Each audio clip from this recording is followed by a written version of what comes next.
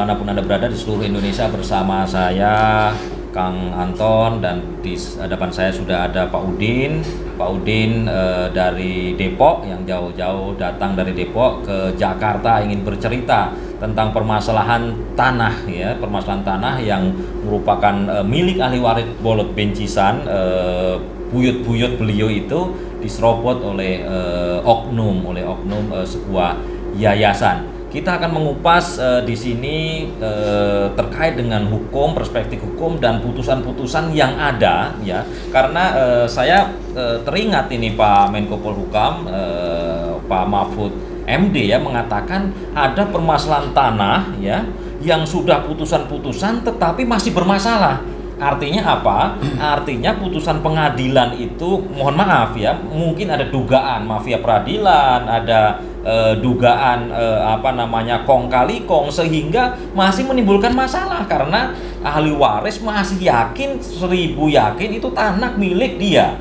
Nah, hari ini Pak Udin, terima kasih sudah hadir di Cilik Podcast. Kita akan bedah kronologis putusan-putusan yang sudah terjadi terkait dengan tanah ahli waris Bolot Bencisan. Baik. Ya. Saya langsung saja bicara tentang putusan pengadilan Perdata nomor 168. Nomor 168 tahun Bogor, tahun 97. Itu putusan 96. Ya. Putusan awal Bogor. Ya, pengadilan negeri. Oke. Ya. Nah, di sini boleh Pak? Ya, nggak apa-apa. Karena kan ini sudah diupload di Mahkamah Agung, jadi putusan ini terbuka, siapapun bisa melihat, siapapun bisa membaca, gitu ya. Baik. Jadi menurut Pak Udin, ya, putusan itu apa yang menjadi pertimbangan dalam putusan itu? Jadi mungkin bisa disampaikan gitu. Ya. Mengenai masalah putusan, yang pertama saya bicarakan tentang mengenai masalah gugatan mereka kepada saya. Masalah gugatan dari YPKC ke saya, ahli waris. Ya, ke ahli waris. Berdasarkan putusan yang ada, bahwa data-data mereka beda daripada data-data saya. Jadi saya ini, bentar, sebelum memasuki putusan, ini bukti-bukti ya, bahwa bukti-bukti yang mereka sodorkan berbeda dengan apa yang kita miliki, apa yang saya miliki, Pak Hasanuddin miliki, Bolot Bencisan miliki. Apa itu yang pertama, Pak? Yang pertama terkait dengan masalah perpajakan. Masalah perpajakan. Mereka bayar pajak. Ya. Yang pertama dia bayar di angka nomor 0223 SPPT 0233 atas nama YPKC. Atas nama YPKC ya, tahun 94. Oke, itu yang disodorkan oleh mereka ya? Oleh mereka. Oke.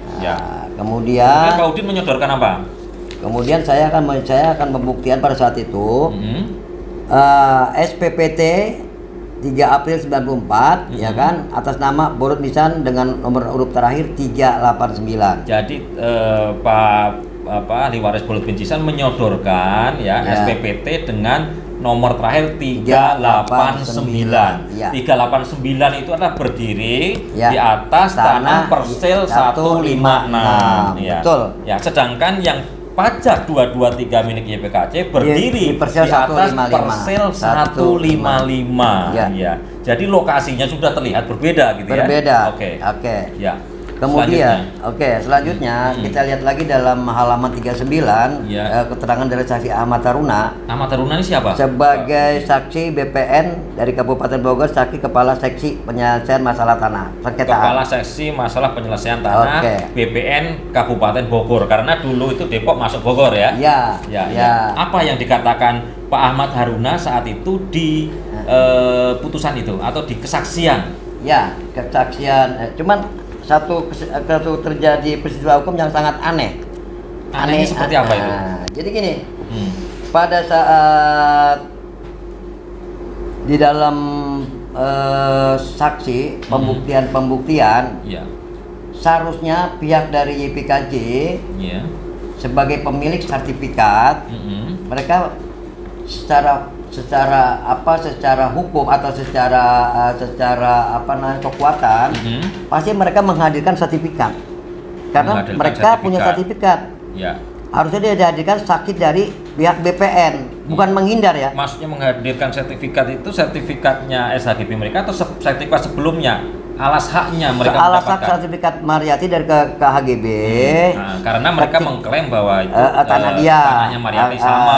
Nah, terus kemudian dia sebagai pembuktian daripada untuk pengesahan sertifikat mereka, secara otomatis pihak dari BPN ditarik untuk jadi saksi untuk memperkuat sertifikat mereka. Iya, iya. Tapi ini aneh, mereka dengan cara mereka seolah-olah mereka 2 kali dipanggil tidak hadir katanya. Tapi ternyata setelah saya minta pada saat sidang lapangan tahun itu, akhirnya ringkesnya pihak panitia mengabulkan Pak Hakim membuat satu surat untuk pemanggilan ke BPN Kabupaten Bogor. Iya. Kemudian setelah itu saya ketemulah Kepala BPN Bogor Pak Solibanas saat itu, tahun 96. Kemudian saya tanya, Bapak terima suratnya? Oh enggak, coba tanya bagian persengketaan Pak Ahmad Taruna. Nah ketika saya tanya itu, Pak Ahmad Taruna nyatakan tidak pernah. Nah begini Pak, kami girik, kami tidak kaitan dengan masalah sertifikat. Sehubungan lawan kami adalah memiliki sertifikat, kami ingin tahu kebenarannya sertifikat itu seperti apa. Benar atau tidak? Itu yang saya mohon kepada Bapak agar Bapak bisa hadir untuk saksi berikutnya. Kalau girik kan memang tidak kepemilikan pajak. Tapi kan letter C kan Bapak punya kan? Punya di kelurahan. Itu jelas. Oke. Kemudian walhasil datanglah ke pengadilan Bogor. Nah, di situ ada satu aneh lagi kejadian. Setelah saya baca putusan halaman 40. Nah, bahwa menurut keterangan Nyonya Mariyati Slamet sendiri, ya kan, pada tanggal 20 Februari 1994 dengan memakai cap jempol, ya kan? Cap jempolnya siapa itu? Mariyati. Mariyati Slamet. Padahal Mariyati Slamet sudah meninggal di akte notarisnya Mas Hadi, ya. Tahun 1991. 17 Mei 91. Tapi itu kesaksian siapa itu? Kok 94 itu? Nah, ini dari keterangan yang mana BPN ada di sini. Apa namanya? Ada di berkas beliau ya. Nah, jadi bahwa menurut surat keterangan ini termasuk terkait masih saksi Ahmad Taruna ya. Masih saksi Ahmad Taruna. Yang selamat sendiri pada tanggal 20 Februari 1994 dengan memakai cap jempol. Bahwa Mariyati Slamet adalah ibu rumah tangga, bla bla bla, dan Tempat Pancoran Kelurahan Depok adalah milik daripada luas tanahnya 2.300 sekian. Nah, saya ringkas saja bahwa isi Mariyati Slamet dapat tanah dari dan ditandatangani oleh lurah dan camat setempat. Bahwa Mariyati Slamet dapat tanah dari mana kata majelis. Maka saksi sebagai Ahmad Taruna menyatakan bahwa Mariyati Slamet dapat tanah dari mana tidak ada di kantor kami. Jadi yang jelas sertifikat yang namanya Mariyati Slamet ini tidak terdapat di kantor BPN Bogor. Sementara ini produk Bogor. Nah, tidak terdapat ya. Iya, terdapat. Tidak ada di kantor kami ya. Oke. Nah, Itu Mariyati Slamet beli dari mana? Nggak tahu. Nggak tahu juga. Nggak tahu. Nah, bahwa buku notaris C nomor 99 persil 155 pada kami, yang ada pada kami adalah Insinyur Lukman Ashadi. Oh, jadi persil 155 yang diklaim alas haknya SHGB mereka namanya Insinyur Lukman Ashadi. Berapa itu luasnya? 562 meter persegi. Oke. Kemudian di situ ada lagi beritanya bahwa benar dalam berita acara di kantor Badan Pertahanan Nasional Kabupaten Bogor ada tertulis kalau tanahnya dalam keadaan sengketa. Oh, tanahnya itu masih dalam keadaan sengketa. Itu Tanahnya tanahnya yang persil blokir. berapa nih? Persil berapa ini? Persil 156 saya, tanah saya. Karena diblokir oleh ahli waris. Ya. Ini pertanyaan saya, kalau toh memang ini benar sertifikat, tentunya kan nggak akan keluar, nggak akan terbit, karena diblokir. Tanah yang bersengketa tapi masih bisa bersertifikat. Kenapa? Tanah yang bersengketa tapi bisa bersertifikat, itu gimana itu? Nah, jadi gini, saya nggak pernah tahu, karena tanah saya ini nggak pernah jual kepada siapapun. Ujuk-ujuk ada mengklaim Mariyati Slamet ini ke tanah saya gitu. Nah, dengan persil 155. 155 itu jelas ya. Jelas. Di SHGB itu jelas ya. Jelas, sangat jelas. Nah, kemudian lanjut kita bicara tentang mengenai masalah halaman 45. Ya. Apalagi itu? Bahwa menimbang hal tersebut di atas, maka tuntut penggugat untuk menyatakan satu-satunya pemilik sah atas tanah sengketa seluas 18.000 sekian, sertifikat nomor 450 12 Juni 96 yang telah Janto Iskandar Kelurahan Depok, Kecamatan Pancur Mas, Kotip Depok, Jawa Barat haruslah ditolak. Jadi hakim dalam pertimbangannya menolak pemilik satu-satunya tanah tersebut. Ya. Ya, dalam arti saya jelaskan lagi, YPKC bukan pemilik satu-satunya tanah tersebut. Iya. Ya, di tanah-tanah saya ya. Ya, di tanah yang berdiri di atas Persil 156. Ya. Artinya itu sudah ada dalam konsideran atau menimbang di putusan. Di putusan. Ya. Selanjutnya apa itu, Pak? Selanjutnya halaman 46. Ya. Menimbang bahwa mengenai petitum 3 untuk menyatakan segala bentuk surat atas surat saya ya, jadi miliki tergugat atas surat saya atas perkara tidak mempunyai kekuatan alat bukti kepemilikan yang sah, haruslah sesuai dengan selaraskan dengan hak yang dipunyai oleh penggugat, yaitu sertifikat kan? Sertifikat. Ya. Jadi penggugatnya YPKC ya? YPKC. Oke. Ya, sebagaimana yang telah dipertimbangkan di atas. Ya. Bahwa penggugat hanya mempunyai hak guna bangunan atas tanah terperkara. Ya, jadi hanya mempunyai hak guna bangunan di atas tanah terperkara. Bukan tidak mempunyai hak milik atas tanah terperkara. Nah, jadi saya jelaskan lagi, YPKC hanya mempunyai hak guna bangunan. Pemegang di atas tanah terperkara, memegang hak guna bangunan di atas terperkara, bukan hak milik di atas tanah terperkara. Betul itu ya? Betul. Oke. Maka tidak pada tempatnya lah apabila penggugat untuk menyatakan surat-surat yang dimiliki pihak tergugat tidak mempunyai kekuatan alat bukti kepemilikan atas tanah terperkara. Dengan demikian tuntutan tersebut haruslah ditolak. Ya, jadi berarti kembali hak kepemilikan di saya. Ya, jadi YPKC hanya mempunyai SHGB saja gitu. Jadi nggak mempunyai hak milik. Itu ditolak oleh hakim dalam pertimbangan. Pertimbangan. Yang lainnya apa yang menurut Pak Udin merasa aneh ini? Dalam masalah aneh, kenapa di sini di halaman 41 kemudian 39 40 41 terangkan dari Ahmad Taruna sebagai saksi ahli atau saksi daripada BPN Bogor, karena sertifikatnya ada terbitnya dari Bogor, Bogor sendiri menyatakan ini tidak terdaftar di kantor kami atau tidak ada di kantor kami. Berarti ini saya bertanya, sertifikatnya dasar dari mana? Apa dari langit turun? Itu pertanyaan saya.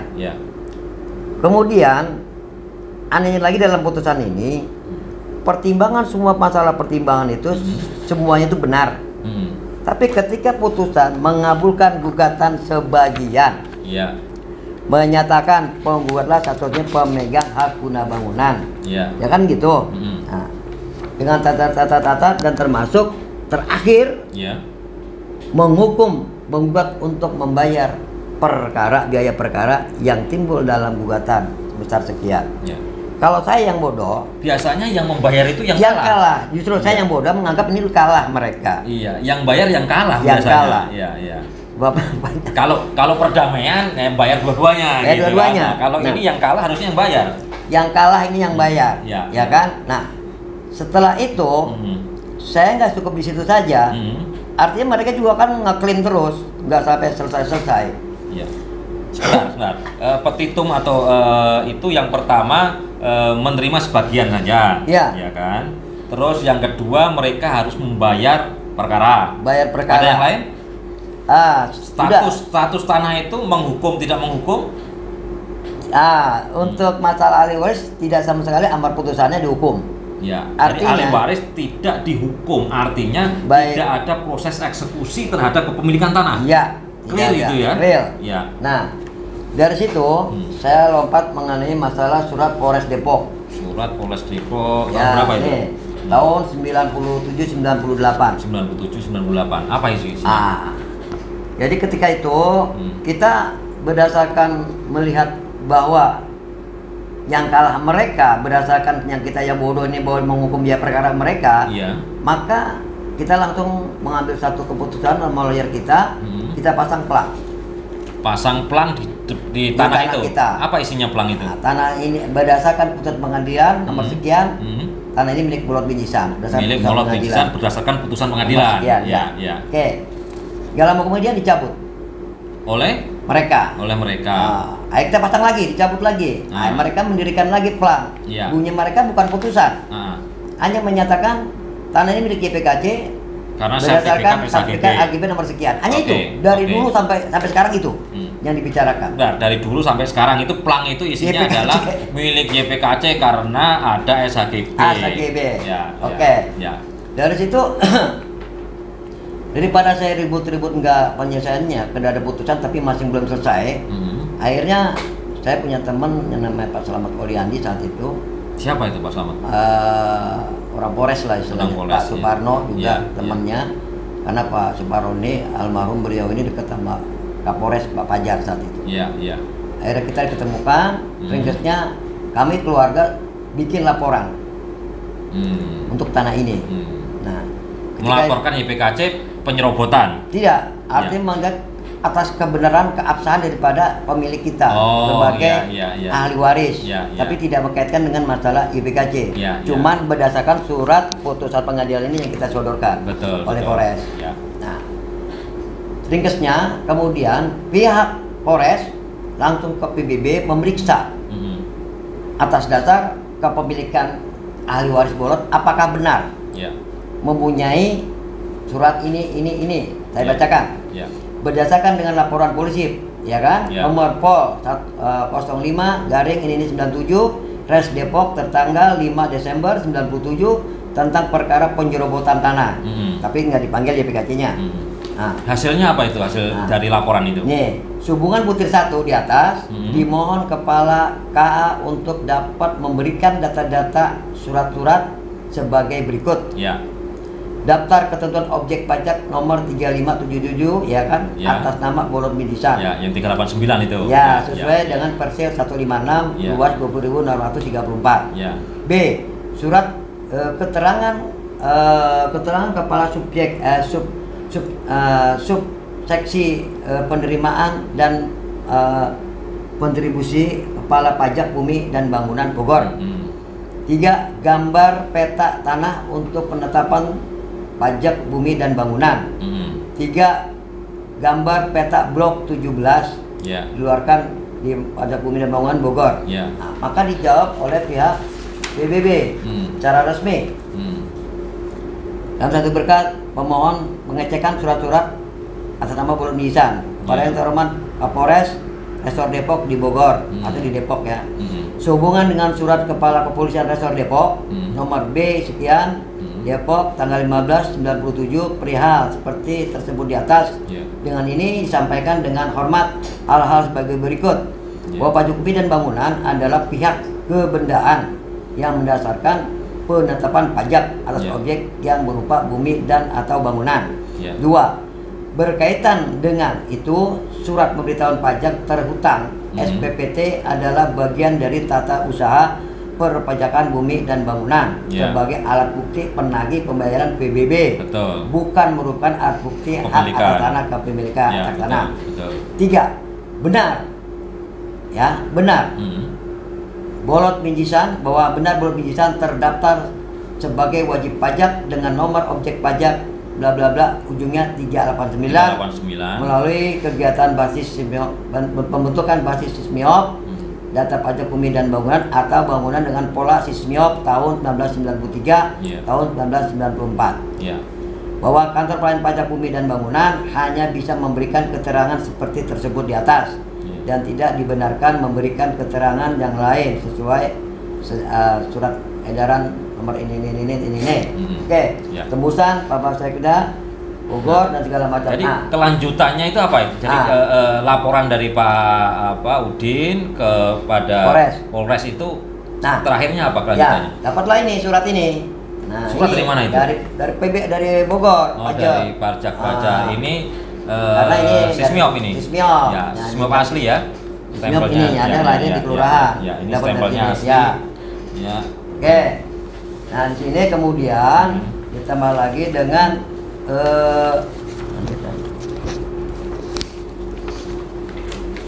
buku.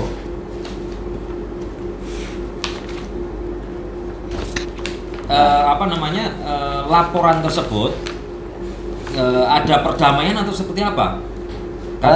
Sampai saat ini, pada saat itu setelah terjadinya surat Polres itu turun, ada jawaban dari PBB. Nggak ada tindak lanjutnya atau seperti Tidak apa? ada lanjutan sampai tahun 2021 nggak ada masalah Nggak karena ada saya lanjutan sama sekali ya. Tidak Sudah ada. melaporkan, tidak ada Tindak SP3 lanjut, atau ada. dipanggil Nggak BAP ada. atau seperti apa, nggak ada itu nggak ya. ada sama sekali. Dari tahun berapa tadi? Dari tahun dari tahun 1990 ini 7 ya. 97 Sampai 2021 pun 2021 tidak ada masalah. tidak ada panggilan dan Tidak tidak ada ada apa-apa. apa-apa. Ya. Ujuk-ujuk Yakin itu nggak bukan ada. yakin, nggak Karena ada kalau apa-apa. memang ada panggilan pasti akan Pasti ada telepon atau akan terbukti. datang kan. Kalau Pak Udin nggak datang 2 kali pun akan dipanggil langsung gitu Siap. kan. Ya jadi itu apa namanya, proses yang di kepolisian tidak berlanjut ya. Tidak Nah saya berlanjut. dengar-dengar Pak Udin apa namanya, Pak Udin juga mencoba ke Petun ya. ya. Ya, mencoba ke Petun, hasilnya apa itu? Oke. Ya. Kalau bicara masalah tun, kita mau membuat sertifikat pengukuran saat itu. Tahun 2015. Iya, Ya, kan? pengukuran.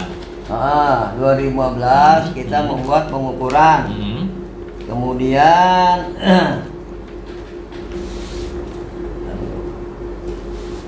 Ya, jadi 2015 melakukan pengukuran dan ada jawaban dari BPN Depok yang mengatakan di atas tanah tersebut ada SHGB ya, yang milik YPKC, Ya. sehingga apa namanya perlu klarifikasi dulu terkait dengan kepemilikan tanah ya. Nah kemudian intinya ya di petun tersebut ya, di petun tersebut itu hasilnya apa?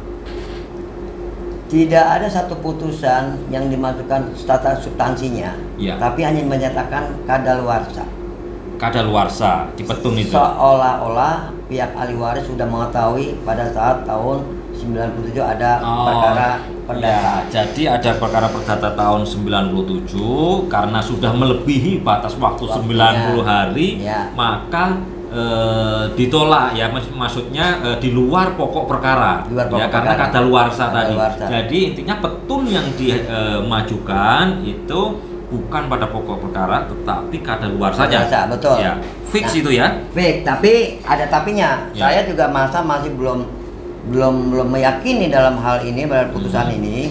Karena dalam putusan ini kalau toh memang benar saat itu dinyatakan kadaluarsa, Ya. kenapa mereka nggak tolak kita sebagai ahli waris mengajukan permohonan?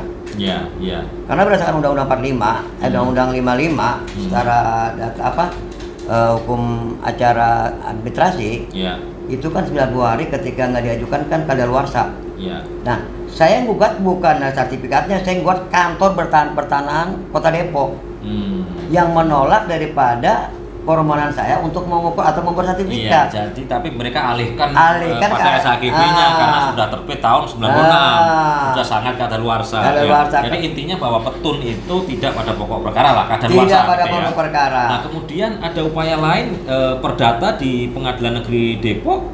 Ya, Ya. ya, dalam Pengadilan Negeri Depok pun kita juga menggugat kepada YPKC. Nah. Dalam inti gugatan, semua apa yang saya bicarakan mulai bukti-bukti semua, data-data semua itu Bukti-bukti udah semua diserahkan. Ya. Namun di sini substansi hukumnya nggak ada lagi. Karena yang bisa- sudah pernah diajukan diajukan oleh pada tahun 96 di Bogor di tersebut. Bogor. Ya. Maka di situ dinyatakan nebis in idem. Nebis in idem itu berarti karena sudah diajukan, pernah diajukan, maka kembali pada Putusan yang yang terdahulu. terdahulu. Yaitu, Ya. Padahal putusan terdahulu tadi ada beberapa. Yang pertama gugatan mereka hanya diterima sebagian. Ya. Mereka harus membayar uang Untuk perkara. perkara. Ya. Tidak ada menghukum di situ karena mereka hanya memiliki hak guna bangunan di atas tanah terperkara, bukan hak milik. Bukan. Jadi intinya apa? Putusan yang mereka katakan ingkrah itu adalah putusan tahun 96 yang isinya barusan itu ya saya sebutkan.